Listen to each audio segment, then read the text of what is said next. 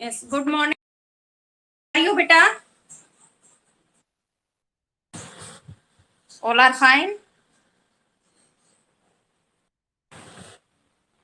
पहले मैं आपसे महाभारत का जो मैंने चैप्टर करवाया था।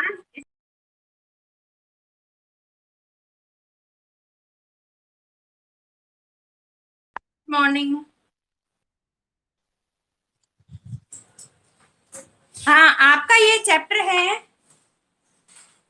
पाठ 28 वाक्य रचना।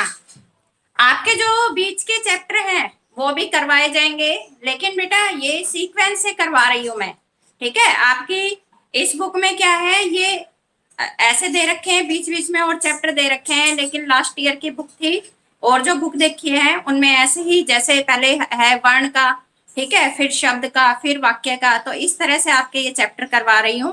तो आज आपका ये चैप्टर है वाक्य रचना। यस बेटा। नहीं, अभी नहीं करवाया, करवाऊंगी। अभी मैं क्या बता, यही तो बता रही हूँ, आपको सारे चैप्टर करवाए जाएंगे। ठीक है, अब ये निकालिए आपका चैप्टर 28 वाक्य रचना। देखो, वाक्य के बारे में आप सेकंड क्लास से पढ़ते आ रहे हो, सेकंड थर्ड क्लास से पढ़ते आ रहे हो, और आपको पता है वाक्य क्या होते हैं। पहले देखो, मैं एक बार रीडिंग लगा देती हूँ, उसके बाद मैं यहाँ पर समझाऊंगी। विद्यालय, सभी अपनी बुक में देखिए, विद्यालय ज्ञान के मंदिर है। राजीव 15 अगस्त को, यस बेटा, पेज नंबर 121। मैंने चैप्टर बोल दिया ना, नंबर बोल दिया, 28 वाक्य रचना, पेज नंबर 121। यस, सभी की बुक ओपन है। अब देखिए, विद्यालय ज्ञान के मंदिर है। राजीव 15 अगस्त को पतंग उड़ाएगा। श्रेष्ठ राजनेता देश की दशा बदल सकते हैं। बच्चों, ऊपर के चित्रों को देखिए और उनके नीचे लिखे वाक्यों को पढ़िए। आप जान गए होंगे कि इनमें प्रयुक्त सभी शब्द सार्थक तथा एक व्यवस्थित क्रम में है ना। सभी शब्द क्या है? सार्थक। सार्थक क्या होते हैं? सार्थक शब्द क्या होते हैं? जिनका कोई अर्थ निकलता है। और क्या है? ये एक व्यवस्था से लगे हुए हैं, ठीक है, व्यवस्थित क्रम में है। यदि इन शब्दों को आगे पीछे कर दिया जाए, जैसे ज्ञान का मंदिर है विद्यालय, पतंग उड़ाया राजीव 15 अगस्त को, तो यह अर्थ की आगे व्यक्त नहीं कर पा रहे हैं। क्या इनका कोई अर्थ निकलता है? नहीं निकलता ना। अतः इन वाक्यों में कहे गए कथन स्वयं में पूर्ण है, क्योंकि इनमें कही गई बातें अपना अर्थ स्पष्ट कर रही है। अब देखिए, इतना आपने रीडिंग लगा ली। अब देखिए, वाक्य, वाक्य क्या होते हैं, वाक्य रचना। देखो, आपने ये माइक ऑफ रखो सभी। आपने सबसे पहले क्या पढ़ा था? वर्ण। वर्ण पढ़ा था, ठीक है। वर्ण क्या होते हैं? छोटी धमनी जिसके और अधिक टुकड़े न हो सके, वो क्या होते हैं? वर्ण। जैसे रे हो गया, ठीक है, मैं हो गया, न हो गया, ये क्या है? वर्ण। फिर आता है शब्द। शब्द क्या होता है? दो या दो से अधिक वर्णों के सार्थक मेल को शब्द कहते हैं। अब जैसे हमने एक एक वर्ण को जोड़ दिया, तो ये क्या बन गया? रमन। ये क्या बन गया? शब्द। क्या बन गया? शब्द। अब आता है वाक्य। क्या आता है? हाँ, अब देखिए, वाक्य क्या होता है? शब्दों का सार्थक मेल, ठीक है, आपने ये बताया है शब्दों का सार्थक मेल। अब हमने एक एक वर्ण को जोड़ा तो क्या बन गए? शब्द। अब हम एक एक शब्द को जोड़ेंगे तो ये क्या बन जाएगा? वाक्य बन जाएगा। अब देखिए, जैसे रमन स्कूल जाता है। ठीक है, रमन स्कूल जाता है। अब इसमें रमन स्कूल, ठीक है, जाता है, तो ये क्या है? एक एक शब्द है, हमने इनको जोड़ दिया तो ये क्या बन गए? वाक्य बन गए। ठीक है, तो वाक्य क्या होता है ये देखिए। वाक्य, ध्यान से सुनना है। वाक्य शब्दों का ऐसा समूह जिसका अर्थ व अभिप्राय स्पष्ट हो।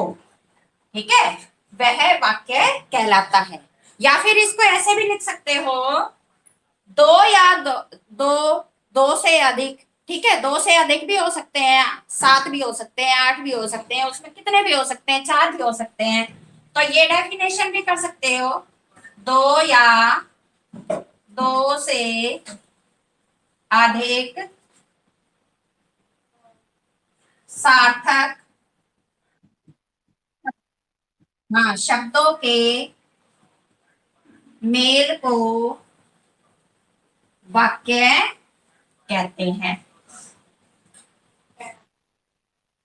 ठीक है, अभी मैं बताती हूँ, फिर नोटबुक में भी लिखना है। ठीक है, तो ये आपकी वाक्य की परिभाषा होगी। सभी को लर्न हो गई होगी? हो गई लर्न? क्या होता है? दो या दो से अधिक सार्थक शब्दों के, ठीक है, मेल को वाक्य कहते हैं। अब देखिए, वाक्य, इसमें क्या होता है? सार्थक शब्द होने चाहिए और इनका व्यवस्थित कर्म होना चाहिए। ठीक है, व्यवस्थित कर्म होना चाहिए। अब देखिए, व्यवस्थित कर्म कैसे? जैसे ये है आपके सामने वाक्य, स्कूल जाता रमन है। क्या ये शुद्ध वाक्य है? नहीं है ना शुद्ध वाक्य। ठीक है, ये अशुद्ध वाक्य है। तो क्या होता है? वाक्य, अभी मैंने बताया था व्यवस्थित क्रम, व्यवस्थित क्रम। ठीक है, व्यवस्थित, व्यवस्थित होता है व्यवस्था से लगा हुआ, जिसकी व्यवस्था हो। जैसे हम घर में चीजें रखते हैं, व्यवस्था से रखते हैं ना। हम जूते चप्पल है एक साइड में रखते हैं, ठीक है, अपनी बुक्स है एक साइड में रखते हैं, तो इनको क्या है? व्यवस्था से रखते हैं। तो ऐसे ही व्यवस्थित क्रम, जब हम इन शब्दों को व्यवस्था से लगाएंगे तो ये क्या बनेगा? शुद्ध वाक्य बनेगा। ये अशुद्ध वाक्य है, तो इसका शुद्ध वाक्य क्या बन जाएगा? रमन स्कूल जाता है। आ गया यहां तक समझ में सभी को? हाँ, अब देखिए, वाक्य, आपको बेटा पद का पता है? पद क्या होते हैं? मैंने आपको बताया था पद क्या होते हैं, कोई बता सकता है? देखो, मैं बताती हूँ पद क्या होते हैं। पद, पद क्या होते हैं? ये शब्द, पद शब्द होते हैं, शब्द ही पद होते हैं। ठीक है, पद, ये शब्द ही पद होते हैं। और ये पद कब बन जाते हैं? जब हम शब्दों का प्रयोग, शब्दों का प्रयोग वाक्य में करते हैं। जैसे मैंने लिख दिया ये लड़का, ठीक है, लड़का, तो ये क्या है? ये आपका शब्द है। और मैंने लिख दिया राम एक अच्छा लड़का है। राम एक अच्छा लड़का है। अब देखो, जो ये शब्द है ये पूरे वाक्य में प्रयोग हो गया है। ये वाक्य है, इसमें इसका प्रयोग किया गया है, तो ये क्या बन गया आपका? पद बन गया। तो पद क्या होता है? शब्दों को वाक्य में प्रयोग करने पर वे पद बन जाते हैं। शब्द का प्रयोग हम स्वतंत्र रूप से करते हैं, लेकिन पद का प्रयोग हम स्वतंत्र रूप से नहीं कर सकते। ठीक है, ये होते हैं आपके पद। यस बेटा।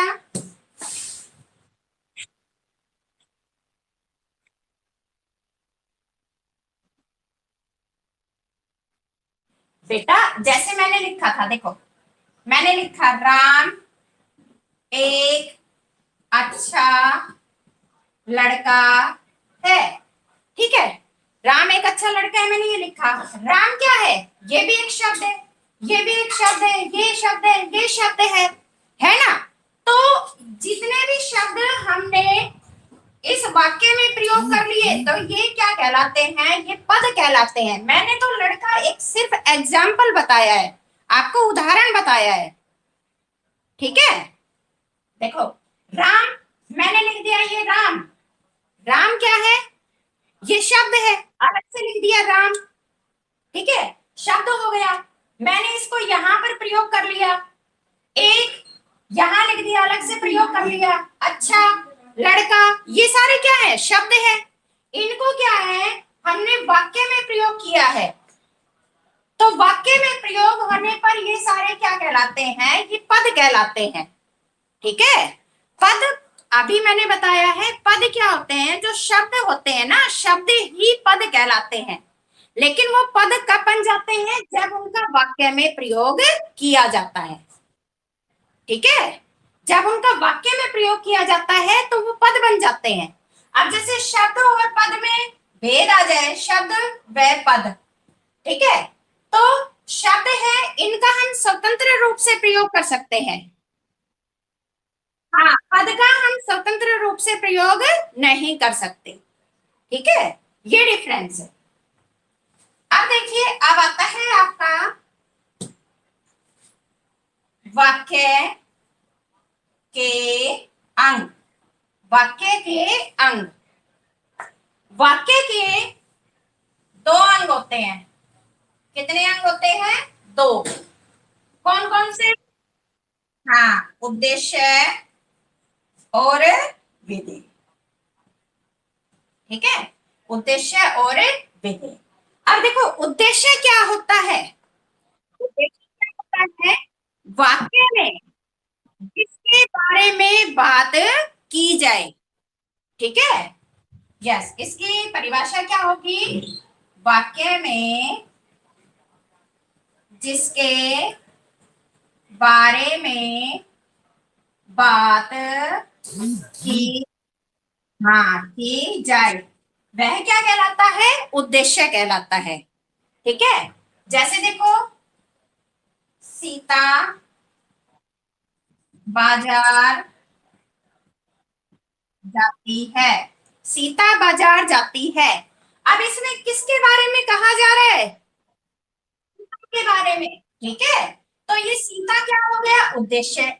और विधेय क्या होता है? उद्देश्य के बारे में। बेटा,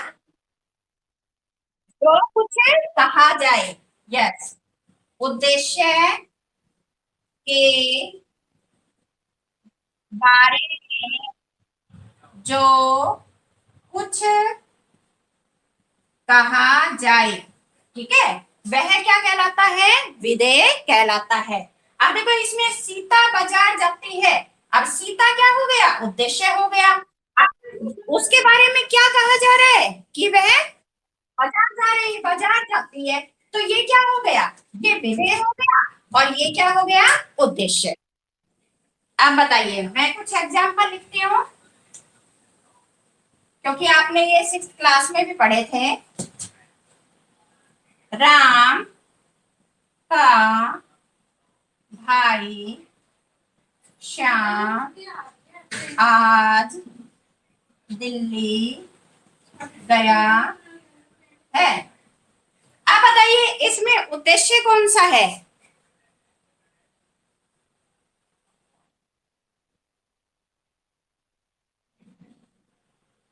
यस मयंक, बताओ। राम का भाई। यस लक्षिता, बताइए।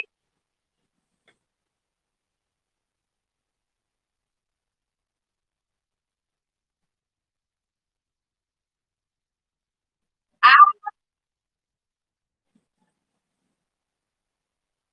एक बच्चा बोलेगा। यस लक्षिता, माइक ऑफ करो। यस अक्षत, अक्षत बताएगा कि इसमें उद्देश्य कौन सा है।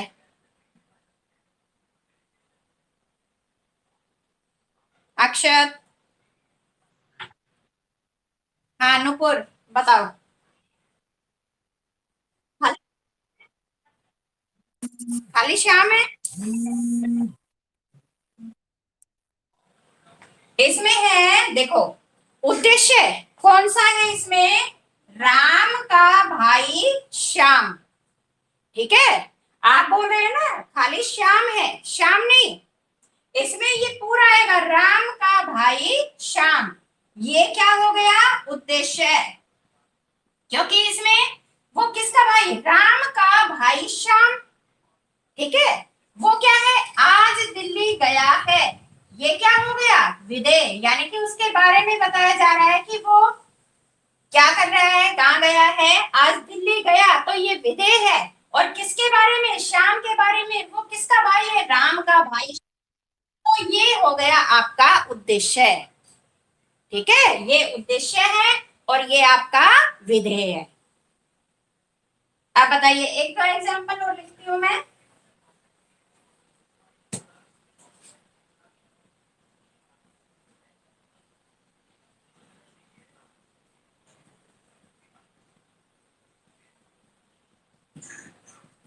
तोड़ रहा है, माली बगीचे में फूल तोड़ रहा है। आप बताइए इसमें उद्देश्य कौन सा है। माली क्या है, ये है। में फूल तोड़ रहा है, ये क्या है, ठीक है। आ गया समझ में।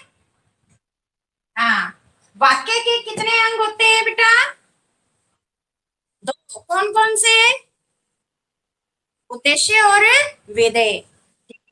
यस गौतम, बताइए उद्देश्य किसे कहते हैं।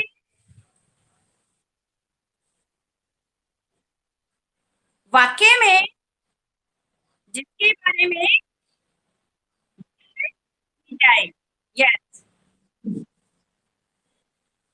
यस शिवानी, आप बताइए विधेय क्या होता है।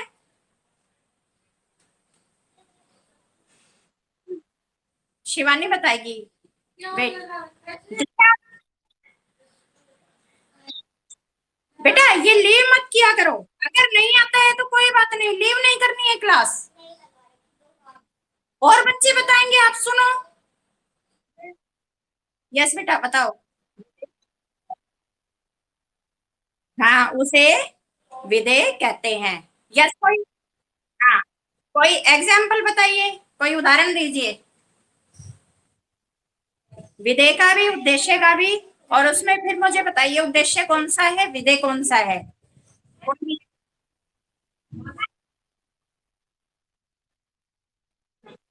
Very good, very good. ठीक है, आ गया समझ में ये चैप्टर। हाँ, आवाज नहीं आ रही है। चलो, हाँ आज यहीं तक रीडिंग करवाएंगे। और कल आपको अपनी महाभारत में चैप्टर 8 द्रोणाचार्य लर्न करना है। जितना मैंने ये वाक्य का करवाया है ये लर्न होना चाहिए आपको। ठीक है, चलो आप लीव कर दो। बाय। यस कीजिए।